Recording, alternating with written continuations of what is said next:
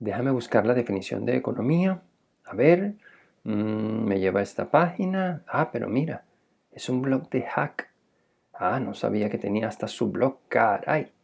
Oye, y hasta tiene un artículo sobre la economía neoclásica. A ver, subtitulado El Homo economicus.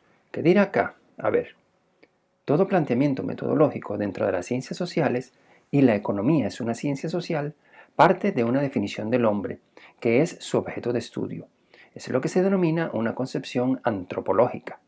En el caso de la ciencia económica se suele denominar a este constructo el Homo economicus, o simplemente el hombre de los modelos económicos. Este fue definido con cierta conciencia y procurando exactitud, incluso exactitud matemática, dentro de la que se denomina la economía neoclásica, de la cual se hablará. Ok, está interesante y suena un poquitico más académico que su forma tan coloquial de hablar. A ver, sigamos. Ah, pero mira, hasta tiene un video sobre el tema. A ver, démosle un clic. Mis amigos, les invito a disfrutar conmigo de esta emocionante aventura reflexiva que es dialogar desde la filosofía. Hoy sobre el Homo economicus. Les habla Hack. Sin más, comencemos. Pero un momentico, esto es un plagio. Estas son mis palabras de introducción en mis videos. Le voy a reclamar inmediatamente. ¿Será que no le da la mentecilla al pobre para producir con originalidad? Bueno, déjame ver qué más dice. Me voy a permitir primero dividir la historia del pensamiento económico en dos grandes momentos. La economía clásica, entre cuyos representantes tenemos los muy conocidos Adam Smith, Tomás Malthus y David Ricardo. Es un periodo que iría desde finales del siglo XVIII hasta poco más de la mitad del siglo XIX. La escuela que nos ocupa, la de la economía neoclásica, entre cuyos representantes más connotados estarían Alfred Marshall, Arthur Pigou y Leon Walras, surge a finales del siglo XIX y se prolonga hasta el primer cuarto del siglo XX. Pero sus ecos, o más que sus ecos, llegan aún hasta nuestros días, salpicando a otras escuelas, al punto de ser todavía una importante referencia en el estudio de la economía académica, en gran parte de las universidades del mundo, sobre todo del mundo occidental. Este enfoque económico surgió en 1870 e intentó integrar el análisis marginalista a algunas consideraciones provenientes de la economía clásica. Nos referimos al análisis basado en la cuantificación del impacto exhibido en una variable económica al introducir una unidad adicional de otra magnitud generalmente también económica. Por ejemplo, el impacto de introducir unidades de trabajo sobre la magnitud de la producción. Este mecanismo analítico permite introducir en análisis matemático y eliminar aspectos historicistas y subjetivistas del estudio científico de la economía. Muy interesante. Y bueno, hasta ahora solo me ha plagiado la introducción de los videos de mi canal. Fue en eso que no tuvo creatividad el pobre. Deja ver si lo que sigue es de su autoría o me plagió algo más. La escuela neoclásica de la economía atribuyó tres grupos de características al ser humano. Son supuestos desde los cuales se parte para elaborar modelos del comportamiento económico de forma precisa. Los denominaremos así: supuestos morales, supuestos cognitivos y supuestos estructurales inherentes al contexto de intercambio, o simplemente supuestos del contexto de intercambio. Ah, pero esto que viene me lo sé yo al dedillo. Los supuestos morales, para empezar, claro, morales en sentido amplio, que incluye reglas del deber referidas al trato con los demás, y preceptos para la búsqueda personal de la felicidad o la autorrealización, como por ejemplo las preferencias personales. Los supuestos morales, decía, se refieren, claro, de acuerdo a esta concepción antropológica, a que el hombre ordena sus preferencias en el entendido de que es una persona racional que sabe lo que quiere. Y si mal no recuerdo, más formalmente, se dice que este modelo de hombre tiene un orden de preferencias invariable, o sea, no sujeto a caprichos. Esto es, bien estructurado y dado de una vez por todas, según tres requisitos. Primero, la transitividad. Debe ser lógicamente coherente, esto es, si prefiere la cesta de consumo A la cesta de consumo B y la cesta de consumo B es preferida a la cesta de consumo C, entonces también prefiere a C. En otras palabras, si prefieren ahora mismo un mango a un cambur o guineo y ese cambur a una manzana, también prefieren ahora mismo el mango a la manzana. Mañana pues ya se verá. Ok, panita, pero ya va. ¿Es realista ese supuesto? ¿Cómo? ¿Tú? ¿De dónde apareciste? Es que estabas husmeando a escondidillas lo que yo hago. Bueno, lo de husmear lo dejo pasar, que no soy el único, ¿eh? Me refiero a lo que acabas de decir respecto a la transitividad. Mira, mi pana, parece que de todas formas el poder predictivo que consigo con esa operación es muy pobre. Y se trata solo del momento, de que somos coherentes justo en un momento determinado. Y después ya se verá. Ese después podría indicar un tiempo de 5 minutos y entonces mi poder predictivo solo duraría 5 minutos. Ok, Hack, tienes razón. Por ahí se colea una debilidad en esos supuestos, pero pudieran hacerse estudios empíricos que registren el comportamiento de los cambios de preferencia en una población a más largo plazo y en base a sus resultados afinar el modelo.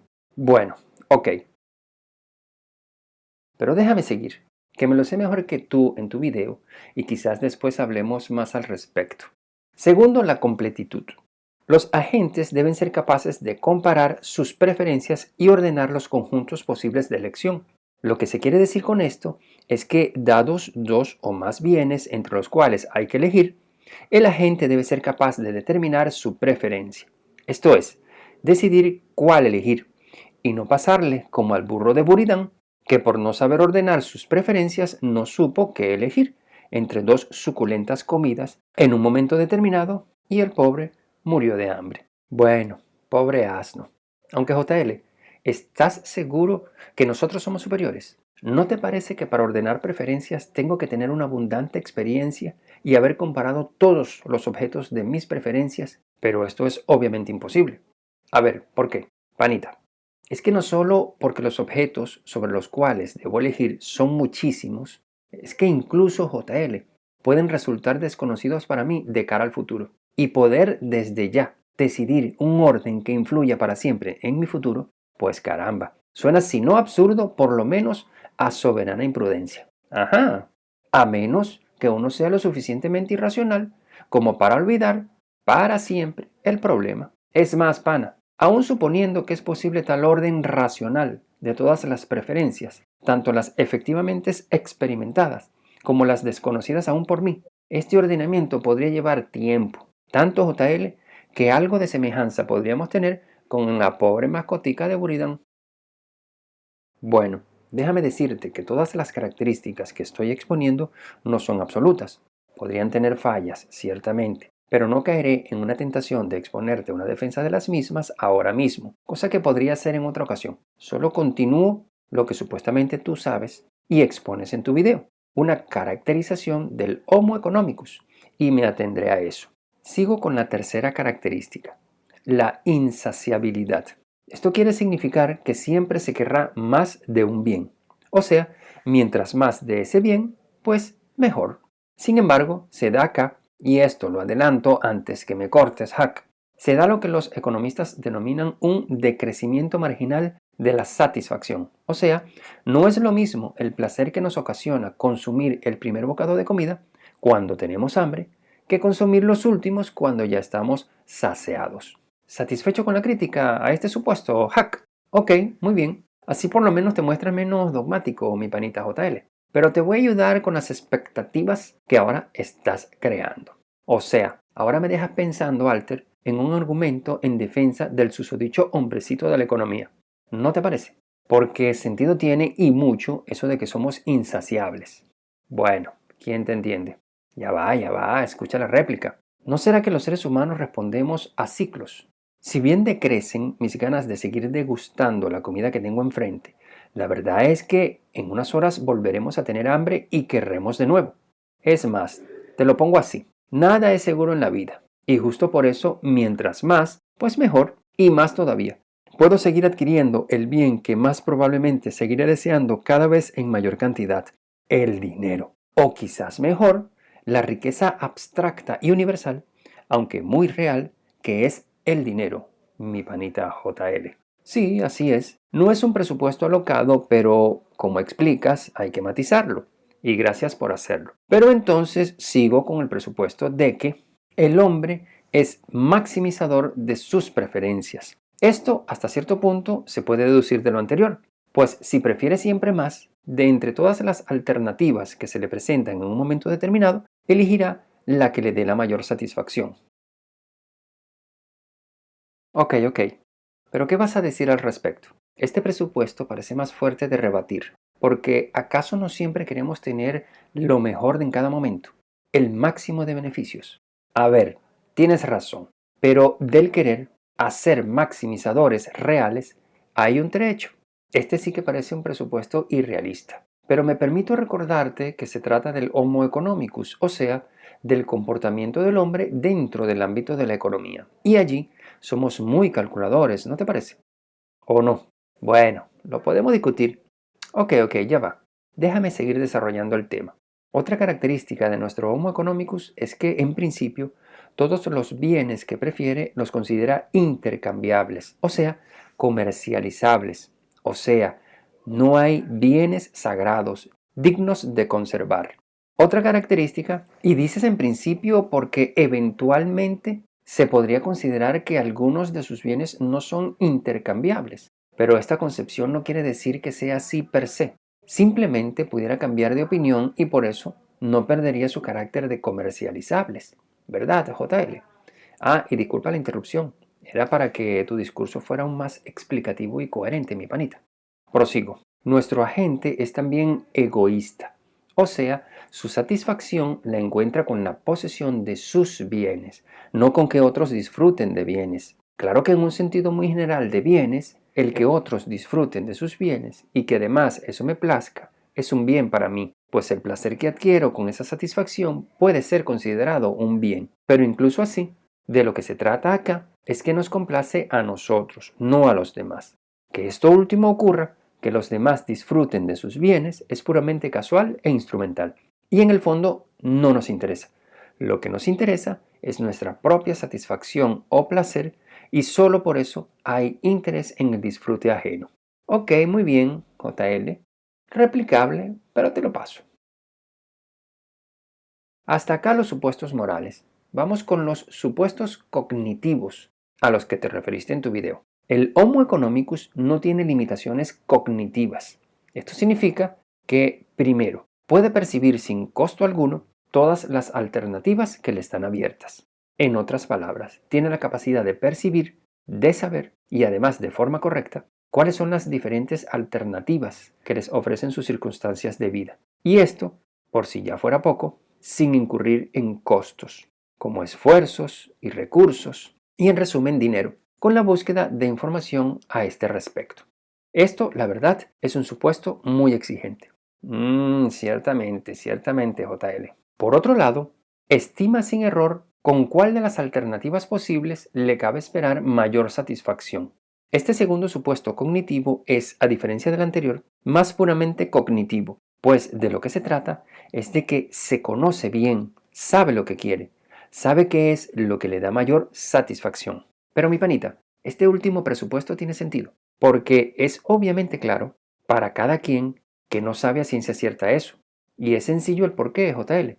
Es imposible experimentarlo todo en la vida para saber qué quiero y qué no, porque además es claro que la gran mayoría de cosas que quiero no vienen prescritas a priori en mis genes o en mis tendencias psicológicas. Ay, disculpa la interrupción, mi panita. Ya sé que me dijiste que solo querías caracterizar al Homo economicus, pero es que a veces la obviedad de la crítica carcome, mi pana. Paso ahora a los supuestos estructurales del contexto de intercambio, o simplemente, como dijimos, supuestos de intercambio. Con eso nos referimos a los supuestos siguientes. Primero, mercados perfectos. Segundo, ausencia de externalidades. Y tercero, regulaciones estatales. Y como son archiconocidos estos conceptos, no te los expondré, aunque más adelante lo podría hacer. ¿Te parece, Hack? Hack. Bueno. ¿Qué se hizo el hombrecito? Vaya, inoportuno y caprichoso. Deja ver el video a ver cómo lo hizo él. Es más, estoy seguro que no podría superar mi exposición. Deja ver si llega hasta lo que yo expuse al menos. Y para terminar correctamente toda esta exposición sobre las características del Homo economicus, debemos definir la racionalidad, así como esta concepción antropológica subyacente a las ideas de los economistas neoclásicos, se la atribuye a este modelo de ser humano. Racionalidad es la capacidad para desarrollar acciones eficientes cuyo principal fin consiste en maximizar la utilidad o el interés propio expresada en el valor de mercado de los bienes preferidos. Y como se podría apreciar, este tipo de racionalidad es muy característica de una persona como la descrita, tanto que ella sintetiza al Homo economicus. Se lo dejo para que lo piensen y recreen todo el pasaje que hemos expuesto, pues les servirá para comprender mejor este modelo antropológico. Hasta acá lo que les traigo. Y mis amigos, muchas gracias por llegar hasta el final de esta pequeña reflexión, dialogando con JL y este servidor desde la filosofía.